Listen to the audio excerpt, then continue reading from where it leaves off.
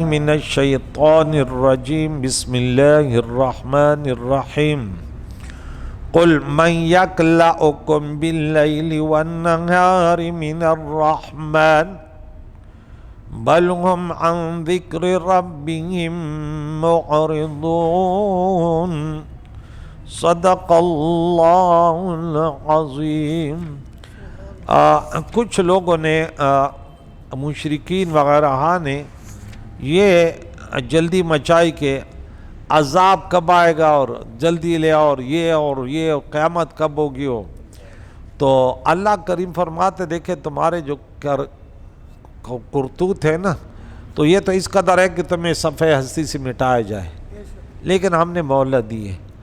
اللہ کریم سورہ نحل آیت نمبر 61 اور سورہ فاطر غالباً آیت نمبر 45، اللہ اگر لوگوں کے گناہوں کی وجہ سے گرفت کردہ تو اس زمین پر کوئی زندہ نہ رہے، ما ترک علی ظہرہا من دابہ، سب کو فنا کر، لیکن اللہ تعالیٰ حلیم ہے، وَيَمُدُّهُمْ، اللہ ڈھیل دیتے۔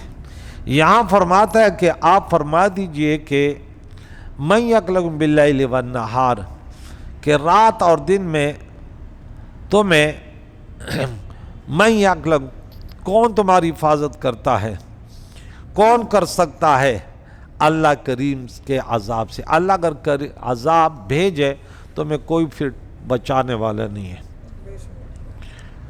اور بل ہم عن ذکر ربہم معرضون، بلکہ یہ اپنے رب کے ذکر سے ہی منہ پھیرنے والے ہیں۔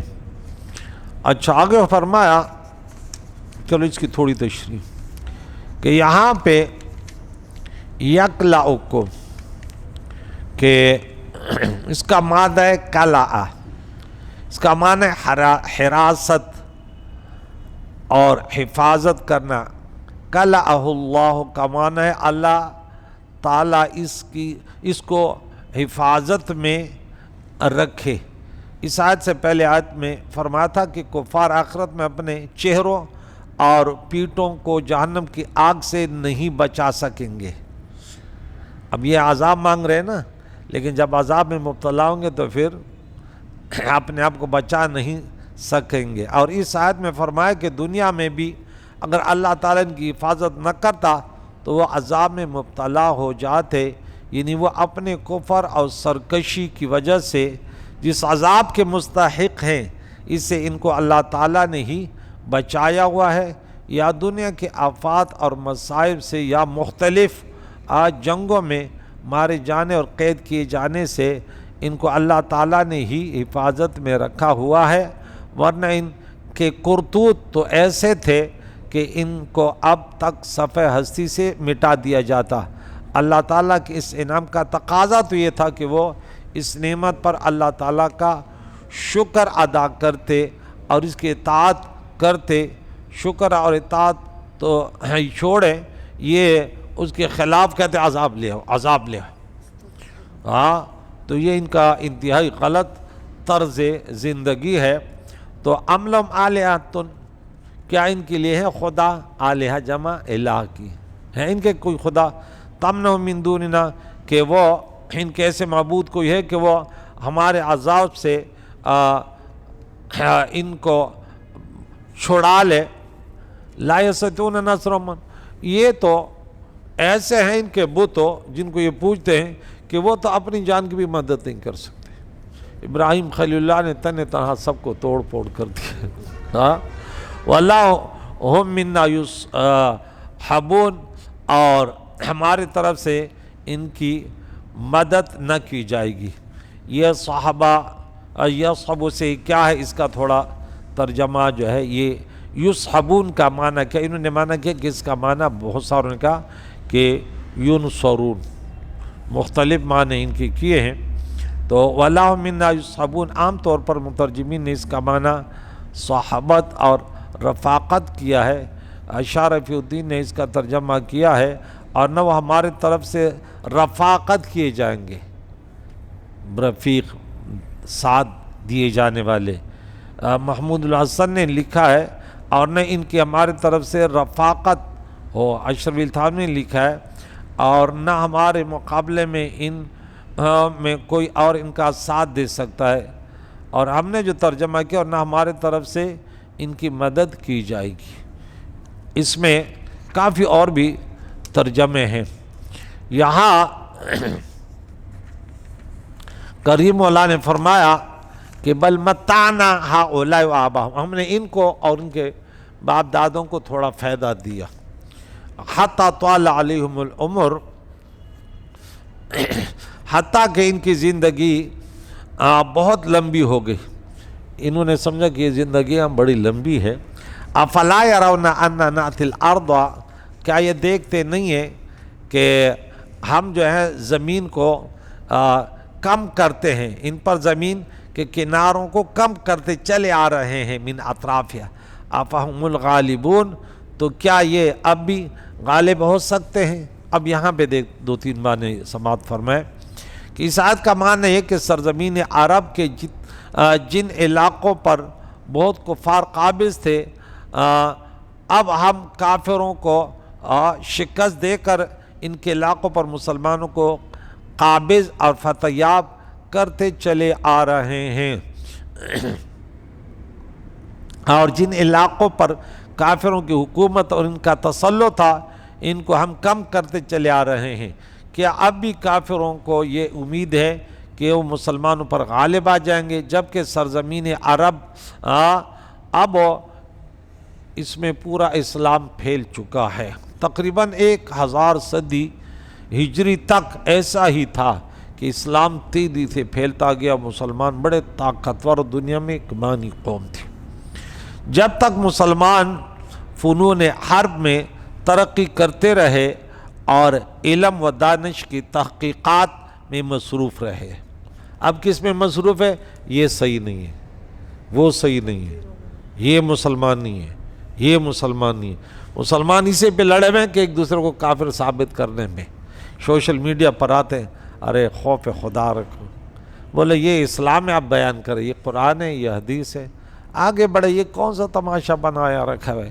1400 سال اسلام صحیح نہیں ہے، یہ خاص یہودوں کے بڑے بڑے جنٹ، یہ حدیث صحیح نہیں ہے، یہ فقہ صحیح نہیں ہے، یہ ہیں وہ ڈالروں پر پلے والے۔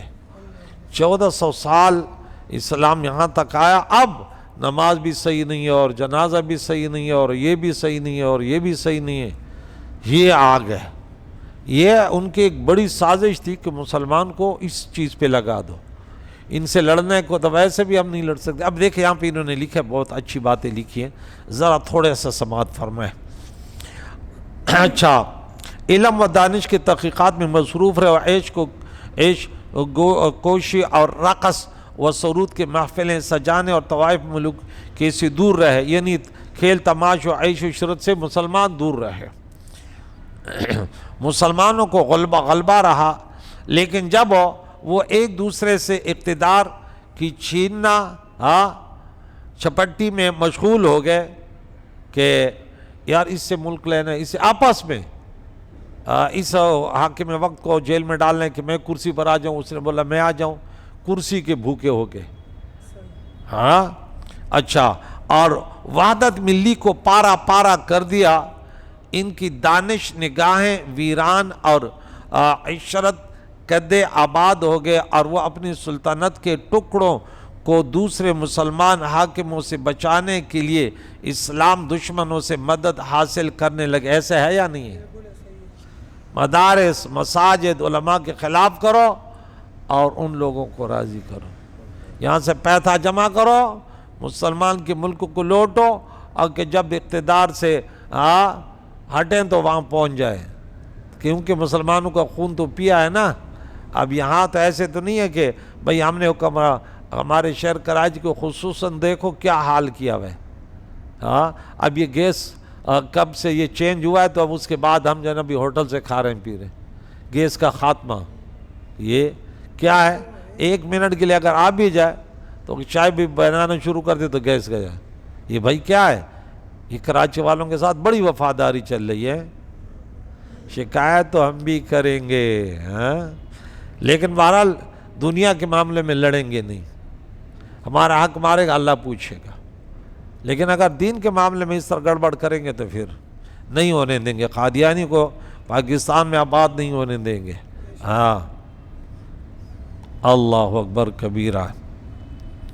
ہم بس اسی کوشش میں کہ مولوی صحیح ہو جائیں، بس میری یہ کوشش، مسجدوں کو تھوڑی دیر تک کھلی رکھیں کہ ایسا نہ ہو کہ بس اس پر ذرا قربانی ہمیں دینی ہوگی کہ بٹ پٹک مسجد بند، بھائی آئے نماز آ رہے بھلے مسجد بند۔ یہ میں تو بہت اس پر سوچ رہا ہوں، لیکن چونکہ میں اب جہاں میٹنگ ہوتی ہے نا وہ کہتے ہیں نہیں نہیں پہلے تو اس کو پکڑو، یہ مولوی صحیح نہیں ہے، یہ صحیح نہیں ہے۔ یہ بات کی مسجد ہے کہ مسجد میں کیا ہو رہا ہے، مساجد بند ہیں، آزاد ہیں، یہ چھوڑو، بس 5 منٹ کھلتی ہے نا کافی ہے، کافی ہے۔ ہاں ایسے مسجد میں کیا نماز ہوتی ہے کہ تم نے ایسے گیٹ بند کیے ہوئے، لاکھوں روپے مسجدوں پہ کم ہوتے کہ جو گداروں کو بولو تو نے نا مسلسل بس مسجد کو کھلا رکھنا۔ دکاندار رات کو کراچی میں کتنے بجے تک دکان کھلی رکھتے ہیں؟ صحیح صحیح بولو، 2 بجے تک۔ یہ ہوٹل کتنے بجے تک کھلے رہتے ہیں؟ پوری رات۔ مسجد جو ہے نا وہ آدھا گھنٹے میں بند ہوگی، کیونکہ یہاں ہم نے دنیا دین تھوڑی کمانا ہے، یہ تو ایسے براہ راست ہے نا، برائے نام ہے۔ جہاں دنیا کمانی ہے تو وہ تو سوچتا بھی نہیں ہے کہ بھائی 8:30 بجے مسجد بند ہو، دکان بند ہو، وہ تو سوچتا بھی نہیں ہے بھائی۔ کیوں؟ ابھی تو گاہک آئیں گے، نماز ہم نے تھوڑی پڑھانی، ہمیں تو بچتی نہیں تنخواہ تھوڑی ملتی ہے کہ ہم مسجد کو چوکیداری رکھیں، بس اذان ہو گئی نماز ہوگی بات ختم۔ اللہ نہیں پوچھے گا کیا کہ تمہارے دنیاوی کمانے کے لیے تو تم جو ہے نا، اللہ کے نبی نے فرمایا جب دنیا تمہارے کافر کی تعریف اللہ نے کا یہ کی سورہ ابراہیم میں ہمیں اکثر سناتا ہوں آیت نمبر 3 میں، اور ایک اور جگہ پہ وَأَمَّا مَنْ طَغَىٰ وَآثَرَ الْحَيَاةَ الدُّنْيَا فَإِنَّ الْجَحِيمَ هِيَ الْمَأْوَىٰ۔ وَمِنْهُم مَّن يَقُولُ رَبَّنَا آتِنَا فِي الدُّنْيَا وَمَا لَهُ فِي الْآخِرَةِ مِنْ خَلَاقٍ۔ دنیا جہاں بھی کماتے ہیں وہاں بھائی ہمارے پاس ٹائم ہے یا نہیں ہے؟ یہ میرا بیٹا یہ رات کو یہاں سے روانہ ہوتا ہے، وہ کلفٹن پہ جاتے پوری رات ڈیوٹی کرتے، ایسے ہے یا نہیں ہے؟ بھائی بچوں کو گھر والوں کو کچھ کما کے دینا دین کے لیے تھوڑی، دین تو بس فوراً مسجدیں بند کرو۔ کیا علماء تمہارا اس پہ کیا اللہ تم سے پوچھے گا نہیں کہ مسجد ایسے بند کیوں جلدی ہوتی تھی؟ پوچھے گا نہیں؟ کتنے لوگ ہم سے شکایت کرتے بھائی نماز تھوڑی مسجد سے بازار جلدی کھولا کرو، صبح ٹھاک ٹھاک ٹھاک ٹھاک لگے ہوتے بھائی۔ ارے چوری کیا جہاں پہ کروڑوں روپے پڑے مسجد میں کون سا پیسہ رکھا ہے؟ جہاں ہوٹل میں کروڑوں روپے پڑے ہوتے، دماغ خراب کرتے ایسے۔ یہاں مسجد میں کون سے وہ پڑے ہوئے؟ ایک بس دو وہ لگا دو، بس یہ بولے ایک چوکیدار لگا دو، باہر گاڑیوں کے لیے پوری رات جو ہے نا وہ 500 روپے پہ چوکیدار بیٹھا ہوتا ہے، تو مسجد کے لیے نہیں بیٹھ سکتا کہ کوئی تہجد کے لیے ہے، کوئی نماز کے لیے ہے، کوئی منزل یاد کرنے کے لیے ہے۔ اور جلدی نکلو یار دیر ہو رہی ہے۔ اب ہم نکلیں گے، دروازے میں بند ہے، مسجد کے گیٹ پہ لوگ کھڑے ہوں گے، حضور ہمیں 1-2 رکعت پڑھ لیں۔ نہیں ٹائم نہیں ہے۔ میری تو شکایت ہے بھائی، کوئی ناراض نہ ہو، یہ کیونکہ میں نے بھی تو جواب دینا ہے۔ میں لڑ تو نہیں سکتا، کم از کم لوگوں تک پیغام پہنچا سکتا ہوں کہ مسجدیں بہت غلط کر رہے ہو، اللہ کے گھروں کے ساتھ جو تم نے شروع کیا نا یہ غلط ہے۔ آگے دیکھتے ہیں، چلتے ہیں۔ مسلمان آپس میں دشمن ہو گئے، وحدت ملی کو پارا کر دیا، ان کی دانش نگاہیں ویران اور عشرت گدے آباد ہو گئے، اور اپنی سلطنت کے ٹکڑوں کو دوسرے مسلمان حاکموں سے بچانے کے لیے اسلام دشمنوں سے مدد حاصل کرنے لگے، تو پھر وہ دنیا میں مغلوب اور محکوم ہوتے گئے۔ اور اس کے بعد تنزل بنی اسرائیل جب فرعون کے اس میں تھے تو اللہ کو یاد کر رہے تھے نا، تو آگے ترقی ہو رہی تھی۔ جب وہ آباد ہو گئے، دنیا پر چھا گئے، پھر فرقواریت پر لگ گئے۔ یہ تو شکر ہماری مسجدوں کو انگریزوں کی طرف سے پابندی نہیں کہ بند کرو، ہم خود مسجدوں کو ہم نے بند کیا ہوا ہے، مسجدوں کو ویران کیا ہوا ہے۔ ویران ہے یا نہیں ہے؟ ویران ہے ہماری مسجدیں۔ یہ کوئی نہیں سوچے میرا بیٹا سمجھ جاتا ہے، بولے ابو نماز کا تھوڑا ٹائم پڑ جائے بس پھر کراچی میں گھومتے رہو، کسی کے دروازہ کڑکڑاؤ، حضور نماز پڑھنی ہے بہت، میرا گھر دور ہے۔ نہیں ابھی ٹائم ہے، نماز کہاں ہے؟ اب مؤذن غریب کہتے ہیں مجھے اتنا پیسہ تھوڑی ملتا ہے میں تیرے لیے ٹائم کو ہٹ کر وہ مسجد کھولوں۔ اگر مجھے 20 کے بجائے 50,000 دے گا تو پھر میں 24 گھنٹے مسجد کو کھلا رکھوں گا۔ پیسہ دو تماشا دیکھ۔ پھر خادم بولے گا ہمارے کو بھی دے پیسہ، ہم 24 گھنٹے ڈیوٹی کرے گا۔ پیسہ دیکھ تماشا دیکھ، ادھر آ کر دیکھو تو ہمیں پیسے سے کوئی پیار نہیں ہے۔ ارے تیرے کردار سے پتہ چلتا ہے پیسے سے پیار نہیں ہے۔ پیسہ بڑی چیز ہے، اگر پیسہ بڑی چیز نہیں ہے تو یہ ہم صبح نماز کے لیے آ رہے ہوتے ہیں، کچھ عورتیں مرد وہی گاڑی میں بیٹھے بھاگ رہے ہیں، تو وہی پیسے کے لیے بھاگ رہے ہیں نا. مسجد ہے تو دیکھو مسجد تو ویران ہے، کتنے لوگ جا رہے ہیں. آگے چلتے ہیں.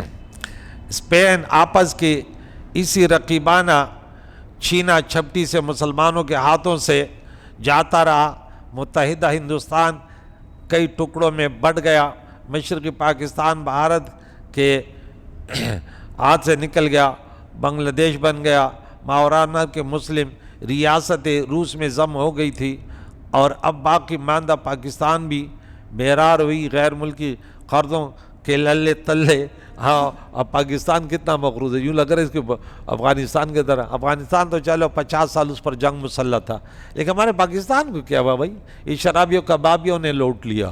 ہاں اس پر کون سا آفت ہے کہ دن بدن جو ہے نا قرض و تلے دب رہا ہے. روڈ دیکھو تو وہ برباد ہے، اسکول دیکھے تو وہ برباد ہے، اور مساجد و مدارس کو تو ویسے بھی اس پر ٹیکس لگانے کے چکر ہے کہ وہ سمجھتے ہیں کہ یہ مدارس والے پیسے کھا گئے. اور آپس کے لوٹ مار اور تعصب کے طوفان میں ہچ کو لے کھا رہا ہے.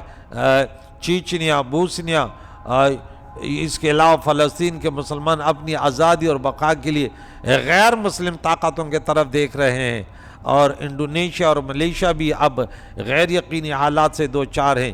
چین و بھارت میں کروڑوں مسلمان غلامانہ طریقے سے رہنے پر مجبور ہیں. سو اب زمین کے کنارے مسلمانوں کے لیے تنگ ہو رہے ہیں. پہلے اللہ نے فرمایا نا کہ دیکھو سورہ نور میں آیت نمبر 55 دیکھو، اللہ نے وعدہ کیا کہ تم ایمان لاؤ، صحیح وہ کرو، دیکھتے ہیں کہ وہ کس طرح تم سے یہ وہ ہوتے ہیں. اچھا اس انقلاب کی وجہ یہ نہیں ہے کہ قرآن کی آیت اب جھوٹی ہو گئی ہے، میں آیت سنا تو مجھے یاد رکھ بتانا، بلکہ اس کی وجہ یہ ہے کہ اب ہم اجتماعی طور پر قرآن پاک کی ہدایت اور اس کے معیار کے مطابق مسلمان نہیں رہے. قرآن نے تو کہا وَلَا تَهِنُوا وَلَا تَحْزَنُوا وَأَنْتُمُ الْأَعْلَوْنَ إِن كُنتُم مُؤْمِنِينَ 139 نمبرات ہے.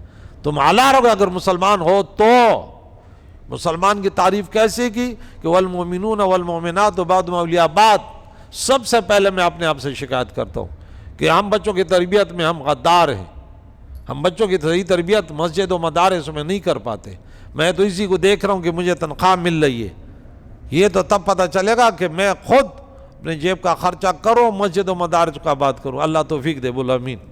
ہاں الحمدللہ اللہ نے کرم کیا کہ کبھی مدرسے مسجد میں تنخواہ کے بارے میں نے بات نہیں کی. یہ اللہ کا بڑا کرم ہے، یہ اللہ کا بڑا کرم ہے میرے بچوں کہ ہم نے کبھی بات نہیں کی. نہیں بھائی جو دے رہے ہیں ٹھیک ہے، ورنہ فی سبیل اللہ کریں گے. اور اللہ فرماتا ہے تو میرے ذات پر بھروسہ کر تو دیکھ. ہاں بہت ساروں سے ہم زیادہ عزت سے رہ رہے ہیں. ہم نے کبھی سوچا بھی نہیں ہے پیسہ کیا بھائی نہیں دو گے. اس مسجد میں 15 سال ہو گئے میں آیا ہوں. جب یہاں بیٹھا میں نے بولا اگر دے سکو گے تو ٹھیک ہے، میں کوئی فن خان نہیں ہوں، دولت نہیں ہوں، لیکن نہیں دے سکو گے فی سبیل اللہ امامت کروں گا. ہاں آج الحمدللہ مسجد بھی آباد ہے، طلباء ہیں، طالبات ہیں ماشاءاللہ. ہاں یہ آپ لوگ محبت کرتے کیا وجہ ہے بھئی؟ ہم نے کبھی کس سے لالچ نہیں کی. ہاں اور اللہ بچائے. ہاں بولو آمین. اللہ تعالیٰ میں دنیا کے لالچ سے بچائے.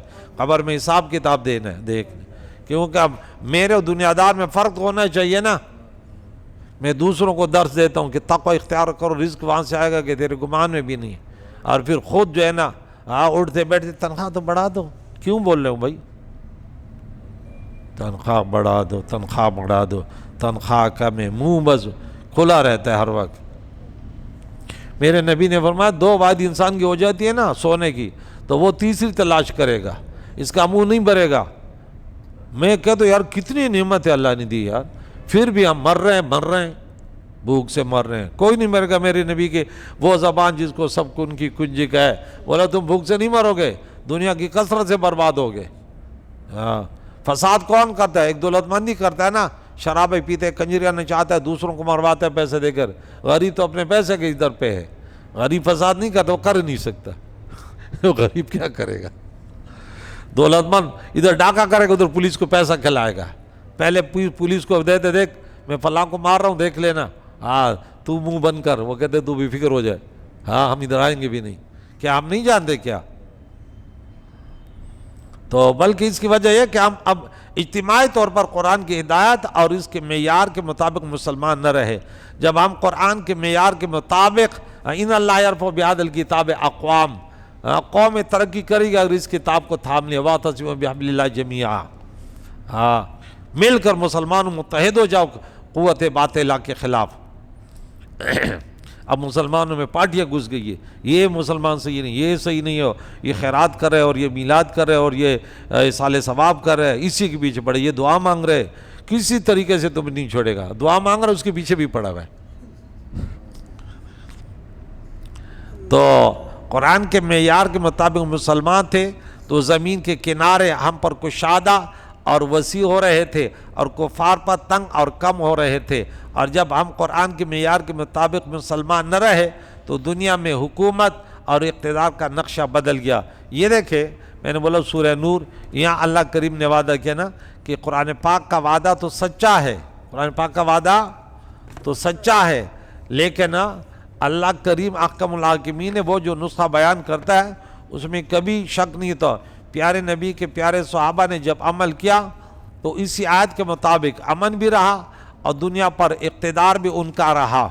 لیکن جب گنوا دی ہم نے جو اسلاف سے میراث پائی تھی، سریا سے زمین پہ سما نے ہم کو دے مارا، اور ایک وہ کہتے وہ معزز تھے زمانے میں مسلمان ہو کر، آج ہم خوار ہوئے تارے کے قرآن کو، یعنی وعد اللہ الذین آمنوا منکم وعملوا الصالحات، اللہ کریم نے وعدہ فرمایا ان لوگوں سے، تم میں سے اے لوگوں جو ایمان لائے اور اعمال صالحہ کیے۔ کیا وعدہ کیا؟ اللہ تعالیٰ کا وعدہ سچا ہے نا، وعد اللہ حقا۔ اللہ کریم فرماتا کہ لَيَسْتَخْلِفَنَّهُمْ فِي الْأَرْضِ، کہ ہم ضرور تمہیں، اللہ کریم فرماتا ہے ہاں ہم زمین میں انہیں خلافت عطا کریں، اقتدار عطا کریں گے۔ اللہ کریم فرماتا تم اعلیٰ رہو گے، اعلیٰ بات برسر اقتدار ہوتے وہ اعلیٰ ہوتا ہے، اور جیسے ہم نے ان اقتدار عطا کیا تھا، اس خلافت عطا کی جو تم سے، بنی اسرائیل کو بھی تو ہم نے قوت عطا کی، پوری دنیا کی بادشاہ دی، لیکن جب پٹلی سے اترے تو پھر ایسے بخت نصر اور جالوت کو مسلط کر دیا کہ یاد کرے، اور وہ دین جو اللہ کو پسند ہے اس کو مضبوط کر دے گا اللہ کریم ہو، اور ان کے خوف کے بعد اللہ امن لے آئے گا۔ امن چھینا کیسے جاتا ہے؟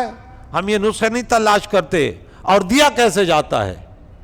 سورہ نحل کے اس دن میں نے 112 نمبر آیت سے بتائی کہ مکے والوں سے اللہ نے امن اور روزگار کیوں چھینے؟ بولا میں نے نعمتیں دی، قرآن جیسے نعمت، پیارے آقا دو جان کائنات کی رحمت، ان کو انہوں نے ٹھکرایا، جو سورہ ابراہیم کا آیت نمبر 28 کہ انہوں نے اللہ کی نعمت کو ناشکری سے بدل ڈالا، اپنے آپ کو جہنم میں اتارا۔ تو یہاں اللہ کریم فرماتا ہے کہ تم ناشکری کرو گے تو برباد ہوگے، اور خوف کے بعد امن۔ امن کب آئے گا؟ کہ تم اللہ کے پیارے نبی کے بتائے ہوئے شریعت کو تھام لو، تمہارا دن، تمہاری رات، تمہاری خوشی، تمہارے روزگار، تمہارا چلنا، تمہارا بیٹھنا، تمہارا اٹھنا، سب کچھ سوچو ہاں کہ ہمارے نبی نے ہمیں کیسے تربیت دی ہے۔ ہم کیا بھول گئے؟ نہیں بھئی، موجود ہے، علماء ہیں، لیکن علماء نے اپنا کام کچھ دوسرا بنا لیا، ہاں بس بڑے بڑے آج فلاں دن، آج فلاں دن، روز مرہ کی زندگی تو ہم سیکھتے نہیں ہیں کہ ہمارا صبح اٹھنا کیا ہوگا۔ یہ جو ادھر ادھر شور لگاتے ہیں، پھر یہ تھوڑے سے 2 پیسے آگے وہ مولوی صبح مسجد میں بھی نہیں آتا، معلوم کر لو، بولا یہ نماز پڑھاتا نہیں پڑھاتا، 5 کی نماز پڑھا سکتا ہے؟ بولے نہیں، اب میں بڑا ہو گیا، میں تو بس صرف جمعہ پڑھاؤں گا، میری چھٹی ہے۔ بھئی 5 کی نماز حضور علیہ السلام نے تو آخری ٹائم تک پڑھائی نہیں پڑھائی، کاندھوں پر ہاتھ رکھ کے مسجد میں آئے، تو نے کبھی یہ سنت زندہ کی؟ اللہ والے وہ ہوتے۔